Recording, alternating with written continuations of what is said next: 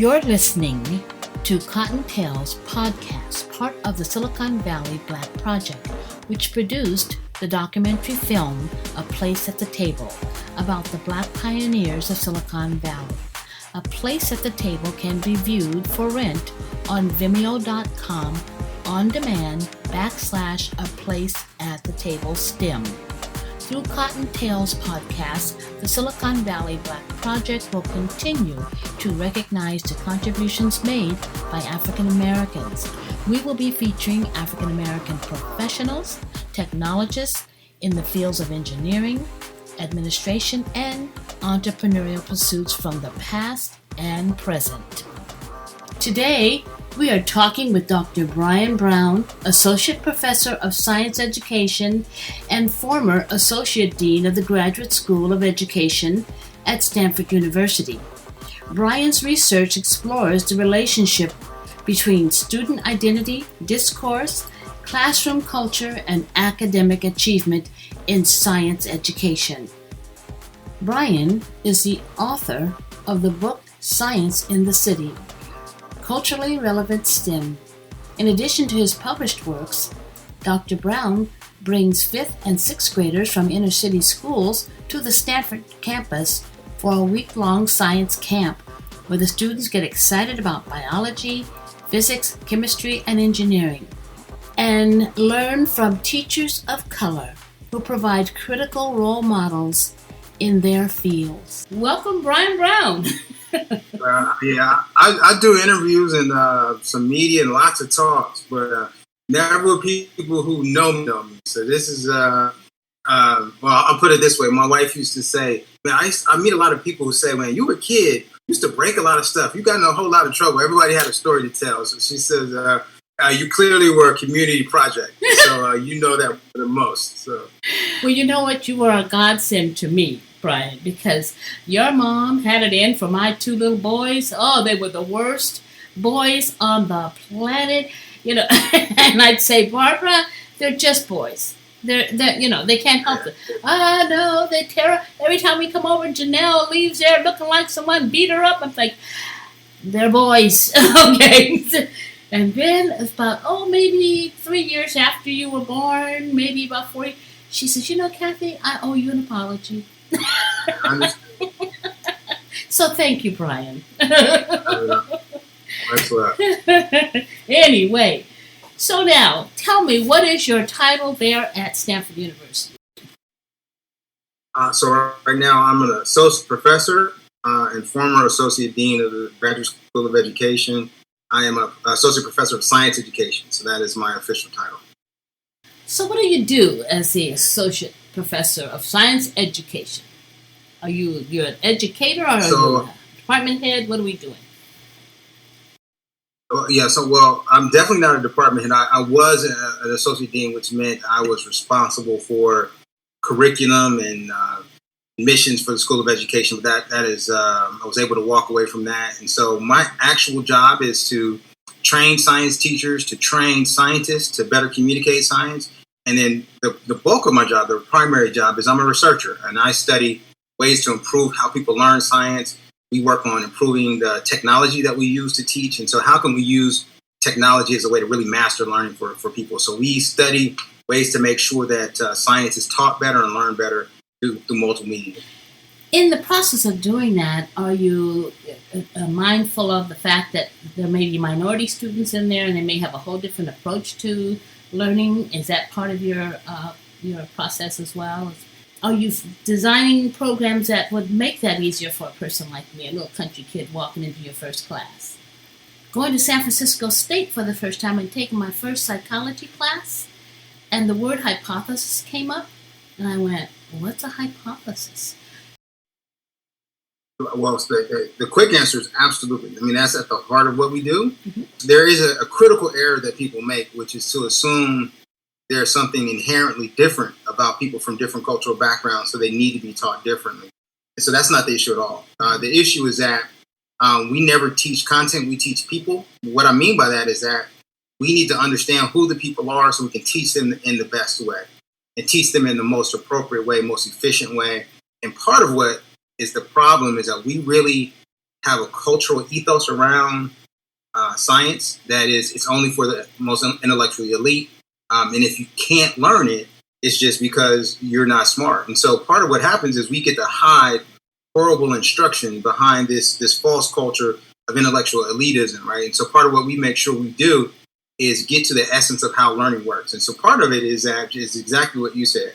If I speak with really complicated language, I can almost assure you won't understand what a person means. And so the logic of that doesn't make sense. In what other context would it be okay to speak in jargon when you know the person doesn't understand, right? And so when you come to a chemistry class, the one thing I fully expect you not to know is chemistry. So I should teach you in a way where I don't use chemistry terms to teach you in a way that intimidates you, right? And so part of what happens is we really get to the heart of learning. And one aspect of it is cultural. So, for example, if I show up in class and I'm the only Black person, I'm the only Mexican person, and a person is using really confusing language, then I may get a cultural symbol that says, or a sense that I'm not supposed to be there, right? Other people, they can look right past it because society says I'm supposed to be there. But for many people, the language sends them a message. And so I spend a lot of time helping educators understand how important that hurdle is, and then what you can do about it. Because I'm a firm believer, if you can do psychological damage, then you can engage in psychological empowerment. So what if we said to that same kid, you know what, I'm going to explain it to you in a way that you really understand. Or the person who's standing in front of you, teaching you, looks like you, sounds like you, comes from a place that you're from, then you can remove all that sense of anxiety and really empower people. So that's the kind of generic version of what we do. Mm-hmm. That's wonderful. Listen, tell us, my audience, a little bit about yourself, your family, your sibling. Who is Bryan Brown in that sense? I'm an Oakland, California native. From what I'm learning and realizing and appreciating was a very different time in Oakland. I grew up in a very loving community, a very rich community in terms of culture and people. On my block were people from all over the world who were achieving things. I was a person who, when the knock came on the door and someone came in the house, my mom might say, "Hey, this person is the first Black judge at the thing over there," or "This person is the first lawyer." So I met a lot of people who were the first in lots of different contexts.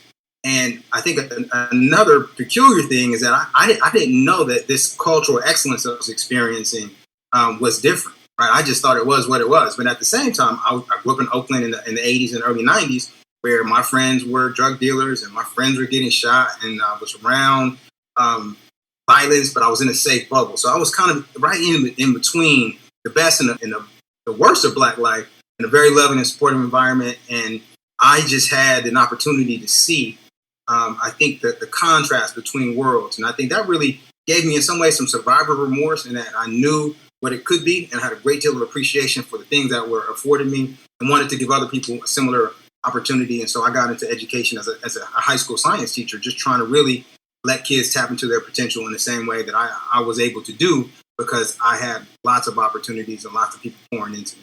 Yeah. So from Oakland, you went from there to an HBCU?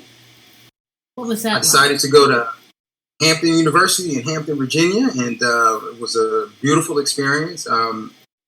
People from, again, Black folks from all over the world, doing great things, shared ambition, and I went from there to teaching in Los Angeles, and then I actually Long Beach, California, and then I got a master's degree in science education from UC Santa Barbara, and a PhD in science education from UC Santa Barbara. So one degree was in educational psychology, so I studied learning, and the second half was science education. Well, who would have thought our little Bryan would be Dr. Bryan Brown? You can't imagine how... Not me. Yeah, not you. No, but it's interesting, though, that you had that experience in Oakland. Do you think it has changed that much from that loving environment that you lived in? Well, I also think Oakland is a contradiction in what it used to be in the time that it was, in that it was the hub for Black families and Black people to come in the 60s and 70s and make a life for themselves. And thinking of these were the children of the people from the Great Migration who moved from the South, who made their way to California, and really, I think, had an opportunity to build families and provide context. So that was what was happening at the time. But then you add to the context of the drugs that happened in the 70s, late 70s, early 80s, and the poverty that happened. And you have generations of kids still struggling behind kind of the drug wars that really ripped apart East Oakland in particular, where I grew up most of my life. And so I think that context in that city, there's a very interesting contradiction there as well, because it's always been an intellectual city, a really conscientious city where people think hard about political and social issues and take action. And that's the kind of people I grew up with. I grew up around conversations about what we need to do in society and what's the role of Black family and Black life. And so for that, I'm just hugely appreciative of, because I was around people who are really thinkers. That you can give a lot of credit to your parents, because they were thinkers and they attracted people to them much like themselves. When you were growing up in that environment, what was your goal? Did you set goals for yourself, or were they set for you? How did you come to be the Bryan Brown you are? Now that's an interesting conversation, because one of the things my parents were supportive, but not directive, meaning that they gave me a sense of you decide which area we're going, and then we'll support you in that direction. And so with that in mind, I was just competitive. And so my goal in school was to be better than whoever else I was around. I didn't really have a goal that was to get a 4.0 or be this or be that. I was just competitive. And so that really helped me do well academically and transcend it. And so when I started to make decisions about what I wanted to be in life when I got to college, I had to ask myself what really motivated me. If I'm going to get up every day and work hard at something, I knew money and making money was not necessarily going to do it. And I saw education as a place where I can inherently kind of pursue the passion and really want to help people. And so people looked at me funny. I really had people say, I was a high school valedictorian, I had good grades, I did well in college, and people were like, why would you teach? That motivation, I think, really helped me to really push myself in that area. So, and my family never blinked. They said, you have to figure out how to make that the life that you want it to be, and supported me all along. And it's been a beautiful ride over. I've been in this business for 17 years. There's never a dull moment. Your first teaching position, were you the Black guy on the staff, or were they just going to wait and see how Bryan was going to make a contribution? I feel like my life has always been lived in contradiction. So meaning this, people used to comment as, I'm talking about as early as like 12, 13 years old. Like, you're different, right? And here's why you're different. You're hanging out with these kids, but you're doing well in school. And I always questioned, like, that sounded like a real backhanded compliment, as if I was supposed to be not doing well in school because I hung around certain people, or vice versa. Like, the people that I hang around, are they not supposed to do well in school? So what are you saying about me? Right? And so throughout my lifetime, that has always been the narrative. So when I started as a teacher, my goal was to be a good teacher. So I listened. I learned from people who were offering wisdom, and I got a lot of surprise. Most of the Black people we get who come in early, they're not as prepared. And I'm like, well, why wouldn't I be prepared? And so part of what happened was I learned to find the best in people. Not all advice is good advice, but all advice comes from a position where people are trying to help. And so I learned to filter through what was available, and was fortunate enough to get a lot of good advice from a lot of people who really were excellent educators. I think being a young teacher is important, because I was young trying to learn how to teach, and that would really help me connect with my students, motivate them. And so I feel like one of the things that happens in school that people don't talk about is they give the Black people all the people that they can't deal with. And so I became the classroom for anybody who was unmanageable. And so that was always a challenge. But at the end of the day, I learned that young people just want to be heard, loved on, supported. And if you can do that, you can bring out the best of them. And so I never look back and say, at least we didn't try. We had a lot of great young kids coming to the schools and classroom. I was asked to go into Atherton High, do a diversity course with children who were at risk.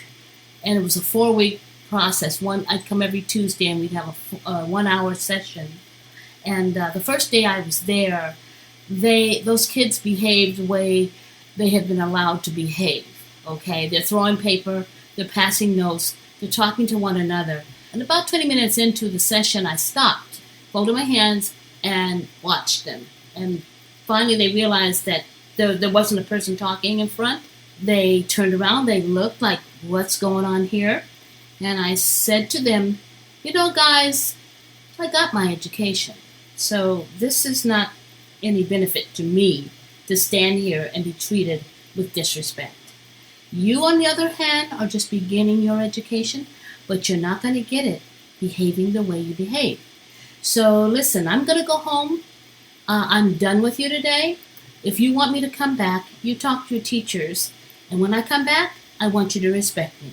I left. The teachers called me and said, you can't talk to those students like that. And I said, excuse me? They said, you can't talk. I said, well, let me tell you one thing about those students. Those students get up every morning, walk out of their door in East Palo Alto. They have to look up and down the street, and they can tell at 200 yards how safe it is to go in that direction. They have to read it. And you're standing in front of their face. They read you day one. They know you're frightened of them, that you don't respect them, and they treat you that way. But what I told those students are, I respect you and I want to help you, but I will not do it unless you respect me. So they said, well, we have to take a vote. I said, fine. The principal, Gerald Guess, calls me. He says, Kathy, please come back to the school. Everything's going to be cool. Don't worry about it. I said, okay, no problem. I don't have a problem. Came in, did my work. We had the best sessions. On the fourth session, we had about 15 minutes left of the class. And this little Mexican kid gets up and says, I told him I could we did a lot of role play during these courses. And so he said, can we role play you? And I said, sure. So he gets up, he folds his hands, and he repeats verbatim every word I said to those kids on that first day. And then I howled. It was so funny. I was laughing, the students were laughing, and after that, every student, can we do you? And I said, sure. And we left at the end of the session. I hugged the kids, they hugged me, they left. And the teachers, Bryan, they didn't get it. What they didn't see is that those kids heard every word I said. And that meant something to them. I was talking to them. I wasn't talking about them. And they said, oh, were you upset? I said, heck no. I had the best time. They had the best time. And I don't know, walking away, it seemed like those teachers never did understand what happened there. We call it the gift, is that you have to consider kids will pretend they don't want to be here, right? But a person who doesn't want to be in class, they're not in class. Right? They didn't get up at 7, jump on a bus, come across town, get off the bus, walk into the classroom, go for an hour, and go to another class. If you really didn't want to be there, the fact is you would be someplace else. So just showing up is a gift. And so part of what we have to recognize is that once they show up, what we need to do is make sure they know why they're there. And for some kids, they don't understand their education is $1 million opportunity. And it's our responsibility to make it clear to them, why would you know? You're 14. You don't understand. You don't understand the scope of how what you're doing can change a generation. And I think of my kids right now who think, the culture of Stanford University is normal. And my getting a degree because my parents work, it has a generational impact. And so I can't expect a 14-year-old to understand that you doing well in school could change a generation unless I tell them, unless I show them. And so part of what we have to do is to be honest about what the real role of education is and make sure we communicate it. And they'll trust the real person. I mean, and that's at the heart of it. We need to make sure we have people who can really love on the kids in a way where they really can feel it. Yeah, and you can tell a teacher who has that love. The room is alive when you walk in. The walls are alive with their statements and their work is on the wall. And a teacher who doesn't care, it's just, I don't know, you can just feel the difference between a loving teacher and a good teacher and one that isn't quite, jiving with the kids. Were there any obstacles that you had to overcome as you moved through your career, Bryan? I mean, I started teaching making $29,000 in Los Angeles. So you think about what that means. So I spent basically from 1996 to 2003 when I became a professor at Michigan State, working 2 jobs. So I was working from 7 to 9 most days because in order to keep the lights on, I couldn't have one job. And so I mean, that was a very difficult time. This is all during I was in graduate school, and so there are definitely financial challenges. And then, other challenges are people with low expectations of who you might be, the work that you do. I'm still I go to a place where if I talk about urban schools, generally I'm talking about the places where I taught, Long Beach, places like Oakland where I do research, in San Leandro, where most of the students are Black, they're Mexican, they're Samoan, it's a diverse cultural population. Right? But when I show up, people will say, well, you're the Black kids that you're talking about. And I'm like, wait a second. I never said anything about talking to you about Black kids. And so people operate from a filter of who they believe I am without asking, who they believe I am without listening. And so part of what I've learned over the years is that, you have to be clear about who you are and where you're coming from, because people will often make assumptions, often wrong. I've had people literally apologize to me. They say, where did you grow up? And I said, I grew up in Oakland. They go, oh, I'm sorry. It must have been terrible. I'm like, bro, what? Really? So I can see the number of times that it's happened in Northern California, right here in Palo Alto. So you're dealing with people's ignorance, and you can either take it and let it make your experience worse, or learn from it and work through it. But it is the reality of what we're dealing with. And so that has been part of it. Lots of kind of racism. They call them microaggressions, but to me, there's nothing micro about it. It's prejudice in and of itself. And so that happens here because people are ignorant, and it's part of the world we live in. Well, I think they also have this shield. They think they're not ignorant because they get so much information over the media and a constant flow of it. Never mind that the information may be a little slanted in the wrong direction, and they haven't filtered out the wrongness of it. So they're taking that as gospel. And what really drives me crazy as a Black female, Black mother, Black grandma, is the story that is told over and over again about the downtrodden Black woman who was a coke addict and the husband left, and the kids grew up in spite of everything and became, this fabulous doctor. It's like, no, every kid I know went to college, graduated, did well, had parents who loved their socks, would do anything for them, kept them in a home, fed them every day, provided for them in every way they could. I don't have a Black friend that I can say misused or left their child behind. It just didn't happen in my lifetime. And that's a generation. I can go back a generation and look at my own crazy country family. Yeah, they were country and they were picking onions and whatnot, but guess what? We picked it together. We ate together. They made sure I got an education, what little bit they could educate me with. And, that was my life. So I'm waiting for someone to tell those stories one day about our community. I love it. Yeah. I love it because, you mentioned earlier. So my dad was a principal, vice principal and a principal at juvenile hall schools and court schools. And my mom worked in insurance. Mm-hmm. And my household was full of Black excellence. It was Black families there all the time. She cooked, and people come through and they cook and drink and joke and talk and have a good time. But it was about families. And it is, people talk about, I remember when the Cosby Show came out and there was a critique of how fictitious the Cosby Show was, right? That was my experience. I lived in a Cosby-esque household, paired and connected with lots of other people who lived exactly the same way. And so I always think about the success that I was able to achieve was a consequence of the labor put forth by my mother and father, right? They made it such where achievement was just the next step because the opportunities were laid out for me. So I think that story is oftentimes not communicated well. And this is what I was mentioning earlier about growing up in Oakland in the 80s, when literally I was around the first Black judge, but he wasn't an abstract idea.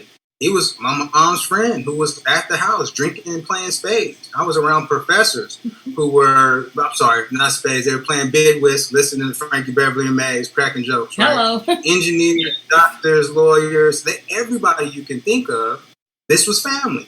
And so I wasn't conscious of it at the time because it was just the people who was around. And I do remember a specific conversation I had with my mother about teaching and the financial decision about teaching. And she said to me, you know a lot of educators. And she made me name them. Think about people who are teachers or principals.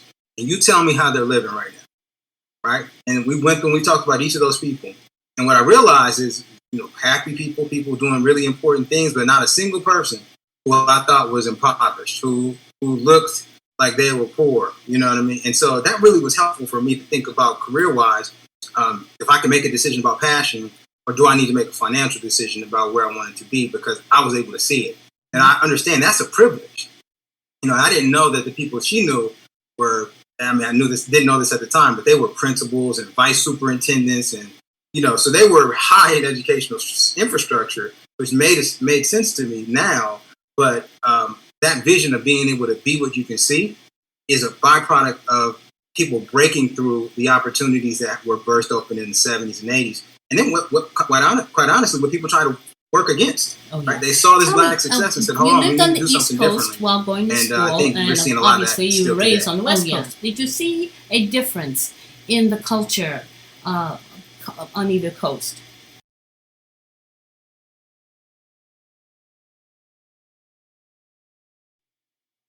Couple things.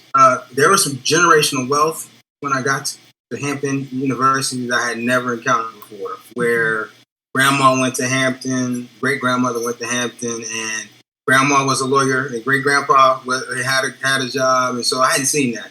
So these were people who did not move in the Southern migration in the 20s to the 40s to try to get jobs. They had been in Virginia and D.C. Or in Atlanta and thriving. And so that was shocking to me in some ways. I hadn't seen that. The diversity of black culture, meaning this, I realized that although we lived in a black community, it was middle-class community, it was the thriving middle-class community, it was all black. And most middle-class communities that people were coming from, they were the only black person among white people everywhere. And so I had a much different lens on things. Also was that growing up in California, was also very multicultural in the neighborhoods and schools as well. And so I also had a vision of what multiculturalism might look like that was a little bit different, because I was used to people from different backgrounds and creeds. And so being in that context was really interesting to me, because black people come from different contexts across the world and are very different, but a shared identity is the focus and love of culture, which I thought was absolutely beautiful. And it was nothing like it. I wouldn't trade it for the world. Al and I visited Ghana probably about 8-9 years ago, and found it to be very interesting and very diverse itself. There's a lot of different people that live there from all over the world. When they talk about immediate welcoming of people and making sure they have a meal and making sure they're comfortable in your home, even if you don't like the person in a black home, in my experience, you're going to be welcome as long as they're not going to disrespect you, they're not going to treat you poorly in their home. And that is so African. And I just didn't realize where it came from. So I think what we both have experienced is really that African diaspora has been reliving what the ancestors gave us and not realizing just quite what it was. Yeah, I think that's really well said. I've been really thinking about also for black people, African Americans, not really having a vision of how profoundly we shaped America and how we are responsible for the positive things that America has become, both culturally. And here's what I mean by that. I wrote a book recently, and part of the book talks about educational dilemma, meaning that we've only had full access to education since the late 60s, meaning you couldn't go to every university in the United States. You couldn't go to University of Mississippi. You couldn't go to University of Virginia. They had to break down the walls to get access in the 60s, right? So that meant the first generation to really have full access to all the universities didn't happen until the children of those in the 60s, who were born in the late 60s, early 70s. We're talking about Generation X. So we're only really one full generation deep into full education. And that happened because of the civil rights movement. African-American people saying we need to change the structure of this country. So then what happened? People from all over the world, literally all over the world, came to the United States and benefited from the educational system that black people provided access to. And then look at the black people as if there was something wrong with the black people who created the opportunity that they're benefiting from to this very day. And we don't see that as our history, nor do we see voting rights history, right? So it was Black people who kicked down the door to make sure that full voting rights was available. But again, that didn't happen until the 60s. So you think about it, mid 70s, you can say, no, we have women's suffrage, we're trying to make sure African American people, underrepresented groups have voting rights, right? That didn't happen until the 70s. So who did it? Again, that is the legacy of those folks who lived in the 60s and kicked down the doors. And that's the heritage that I come from. And I'm amazed that we don't really celebrate people like C.T. Vivian, who's passed away, John Lewis, who just passed away. Like, what they did has had such a generational impact on who are not Black.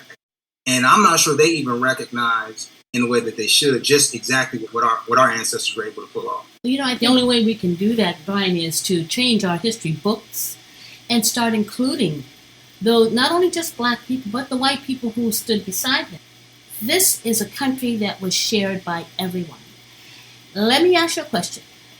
When Harriet Tubman put that train together that we talk about, that underground thing, so you think she had tracks on that baby? You think there were train cars that she was putting people into? You think they bought a ticket to get up here, up to the north? I said, no. Who do you think owned the land that she was traveling across? It wasn't a Black person. It wasn't a white woman. It was a white male. And guess what? He took his life in his own hands and risked his life to help her and those. Now, doesn't that make it a whole different scene about what America really is? That, yeah, Black folks, we start the movement, we fight, but we're not the only ones in the movement because it wouldn't be successful if we were. Okay? Absolutely. So we need to, this inclusion business has to be truthful inclusion, include everybody that helped us fight. Because you look at that Pettus Bridge, even the first march, it was not just Black people.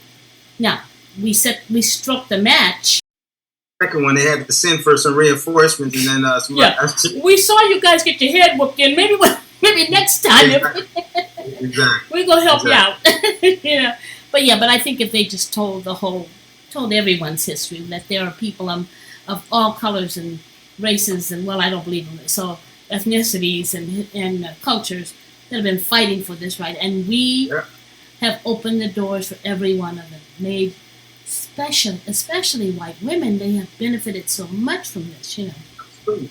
Oh, yeah. And it should be celebrated. That's to me, I think the big mistake is to not celebrate that particular contribution, because it is one way where you really can't dispute it. How African Americans have really been the moral lens to the U.S. and have opened many opportunities that people from every background have benefited from. Now, in these Stanford environment, what are the pros and cons about the Stanford environment? Well, the pros are really easy. I'm among world-class thinkers, and when I mentioned before, I grew up, I was really competitive, and so that has helped me because I'm with people who are doing work that is just phenomenal, and that is the expectation. I need to get to their level, so I think that has pushed me to really be more ambitious than I might have been otherwise, and to be more focused. So that is a great benefit. There's lots of resources. For example, we were thinking about using technology to improve education. Let me be explicit about this. So a lot of people talk about stereotype threat. So if I am familiar with a negative stereotype, then if I go into an assessment because I know, traditionally Black people don't do well on this test or something like that, then I'll do worse just because I'm taking up mental space, right, with this awareness. It's almost the analogy I use is like trying to park a car, a parallel park a car, and your music is really loud. Like, you can still do it, but you need to turn down the music. So it's like doing that with music turned on, right? So in trying to build technology that affirms, because I'm trying to invert the process. So what we wanted to do was to figure out if we created virtual reality software. So we're going to teach science, virtual reality, kids put the goggles on. Could we do it in a way that sends messages of affirmation to the young people so they know, okay, this is a culture for me. Well, here, someone finds out that I'm planning a project, I get a knock on the door, and there's a computer programmer, and he says, hey, I want to work on this project for you. I'll do it for free. And that's the kind of community that's here. And so we're able to spend 4 years building some really innovative software to teach science, but to also build in really subtle affirmations about community belonging. And that's the only, I mean, that kind of thing happens in places where you have great connectedness, you have great innovation, and you have great resources. And so Stanford's been great for that. Platform, I feel like people magnify your work. And so if you get work out, it travels pretty quickly because of the Stanford brand. Negatives, and I've been happy here, so there's not too many negatives. I mean, I mentioned before, there is some bias. I've been asked what sport do I coach, because people put me in a category and can't figure out why I'm here. But beyond that, it's been generally positive. Well, you've become a family man. You have children and a lovely wife. Tell me a bit about your expectations and your how you were raising your children. How do you feel about them? Interesting conversation we just had today about what are we preparing kids for, right? And so we were talking about the critique of spanking and where that came from historically in Black communities, and how right now we're preparing kids for, to be emotionally strong, to be disciplined both physically, mentally, and spiritually. And for me, it's pretty simple. I just need to follow the blueprint my parents laid out, which was to say, I need you to have some clarity about who you want to be and who you are. And I'm fully in support of that, but it's about what you decide. And I can't make you make decisions about what you think you are, right? But I want you to be passionate about pursuing the things that make you who you are, So both of my kids, I have a 15-year-old and a 13-year-old, and those are the conversations we're having, and I don't expect you to know, but I do expect you to try. And that's different, trying to figure out what is your thing. And it's fun to watch. I really feel like they live in a world where people have lied to them about education. They feel like if you don't get a 4.0 and you don't go to Harvard, you're not a success. And the irony is that all the people they think are phenomenal around here, they didn't graduate, right? They're talking about people who went to school, figured out what they wanted to do, and then did it. And so we try to break that lie around here and say, let's set a new standard. Why not be successful in what you do? Make some money doing that. Have a lot of love in your life. Be spiritually strong. Be connected. We need a new word for it, right? And so we talk about, that's our goal. Let's be well-rounded, but support each other and let's have a good time doing it. That's fabulous. I think it takes the pressure off of a child when you say, do what you want to do, but do the best. You be the best. Study hard and learn your craft or your trade, and be successful. That's all we ask, and we'll help you in every way.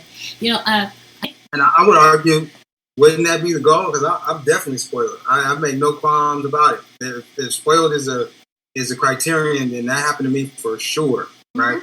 Mm-hmm. I appreciate it, but there's no doubt there was not a need that didn't go met, and so I would argue, I would like that right for all of us, for everybody, for everybody, every generation to come. Let's be able to do that, make that what we do.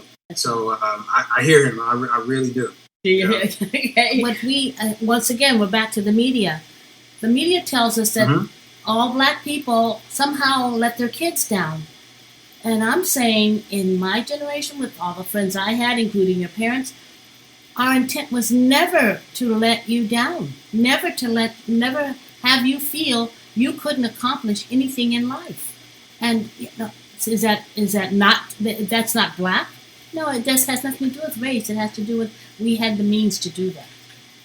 Yeah. We did what we did. And that should be the new norm. Sign me up for it. And we talk about here, and I guess the question is, what do you have things for? And if you're going to be successful, who is it for? And I would argue it's definitely for family and it's for community. We should be helping people. I was at a talk this morning from Ta-Nehisi Coates, and he said something really interesting. He had been quoted by saying, Martin Luther King's quote about the arc of history bends towards more justice, and he was like, it doesn't, right? It bends towards chaos, right? And his argument was, then he said, well, it bends towards evil, and because his argument was that as we get older, generation after generation, if it bended towards justice, you would see a more moral version, a more moral offspring, a more just approach. Instead of people using technology to new technology, that new technology will be used to impact the world in positive ways, as opposed to people looking after themselves. And so the statement was that we really have to work hard to live in a moral place, knowing that injustice is the way that it is. Otherwise, it would be absolute chaos. And so the argument is that for Black life, let's make this community a community of love and support. And we have to work at shielding ourselves against the chaos and evil that's out there, because it's out there and it hasn't changed. The technology has gotten better, right? So what I want you to be healthy and whole, because I want to raise a generation of compassionate human beings, right, that fight against evil because it's wrong and won't adapt to it. You know what I mean? And so part of what's happening is, I think generation after generation, I do need you to look back 2 generations ago and ask yourself, what were those people doing? And the more I look backwards, the more I find just how amazing it is. I mean, I've really been in a position to say, when my grandparents, moved to California as a Pullman porter, and raised a family and was able to do that and put everybody through school and keep them healthy. And it's amazing to me. Yeah. It is absolutely amazing. And so I think we need to tell these generational stories. We need our own media, because the stories of urban plight are misrepresented. There's far too many, especially considering people don't know this. We are achieving degrees at all-time high in terms of rates, in terms of the Black women right now, on average, earn the highest degrees per capita. So when you combine race and culture, the highest percentage of people with master's degrees are Black women. But we don't talk about that, how we are achieving. And as I mentioned before, we only started having access to education in the 70s. So Black people are doing things in amazing ways right now, but we're not telling those stories. We're not capturing that energy. And it will be a different narrative. And so I mourn for George Floyd. I mourn for Breonna Taylor. I just need us to tell the other stories of the incredible things and people who are going out there and changing the world every day and doing great things, because that's a reality I know as well. That's right. And in addition to mourning them, though, I have to praise those young people, Black, white, and all in between, who stepped out into those streets and said, we're just not going to take this anymore. This man deserved a better way to be treated. And it's not about his race even. They were talking about the behavior of the so-called law enforcement officers. That's what they were talking about. Yeah. And so it's not, when they say these aren't, they were peaceful protesters, but they were protesting something that could affect everyone. And once again, Black folks are usually the canary in the cage. Whatever is happening to us, be very careful. If you can let it continue and let it grow, it will happen to all of you. So if you continue to let your law enforcement officers treat a person like an object, put their knee on their neck, guess what? You're next in line, buddy. And they won't be looking at color, because those guys are trained to be warriors, to bring the peace, as they call it. And I don't think they really care the color of your skin when they start breaking down your door in the dark and shooting your girlfriend up with 6 bullets, okay? No, they can't see humanity, because you'd ask a different question. What if this is the wrong house? And that's a question of humanity. Yes. Right? People don't need to die. So we've got to grow in our humanity, and I'm glad our young people are demanding that we do it. It's impressive. Absolutely. Well, Bryan, I am proud to know you, and I think our education system is very fortunate to have you within its confines. And Stanford is, I'm sure they're pleased to have you on their staff. And I want to thank you for giving me this time today and sharing your insights on how we're educating our young people today and how to educate young people. One other question. No, thank you for the example you set. The whole Cotton family, many conversations over the years. You are that Black excellence that made it easy to achieve. I got a chance to see it firsthand. So thank you to the entire family. I really appreciate it. We try. Hey, just like Mom and Dad, we're right there with them. Barbara was my ace when she first came to the Bay Area. But let me ask you this: if you could look back at the young Bryan Brown, say, let's not go back when he was running across my piano. Do you remember that, Bryan? We're getting ready to go someplace, and Barbara gets in the car. She says, "Where's Bryan?" Many stories. Many stories. But if you could look back at that little guy, what would you tell him about the future to get him ready? I would say think big. I really did not have an expectation of myself other than to do more. And I didn't have I think there's an audacious expectation around here that helps people when they try to solve a problem. It's never, I want to figure out why there's a pothole in the street. They want to fix all streets everywhere. Mm-hmm. And I would tell the younger me, think big. You can do whatever God's laid out for you is right there in front of you. And so think big. And I tell my kids the same thing. There is nothing in between you and success other than time. So you just need to step forward. That's right. And I love the one thing that the Awopa says to people: you don't know what God's plan is for you. So, absolutely, prepare yourself for whatever. I'm a living testimony. You couldn't tell me I was going to be a college professor. Well, I'm so glad you are. And again, say hello to your lovely wife and your great kids. And well, thank you. I really appreciate it. And we'll get together. We've got to be 6 feet apart, but plenty of barbecue. How's that? I've been working on barbecue this whole time. All right. Thanks again, Bryan. Take care. Thank you, Bryan, for speaking so candidly about your life in the Oakland Bay area and your work at Stanford University. You can follow Dr. Brown and his work at the website scienceinthecity, all one word, .stanford.edu. A website especially designed for teachers in urban schools that offers lesson plans that are culturally relevant but also match NGSS expectations. Thank you again, Dr. Brown, and thank you for listening.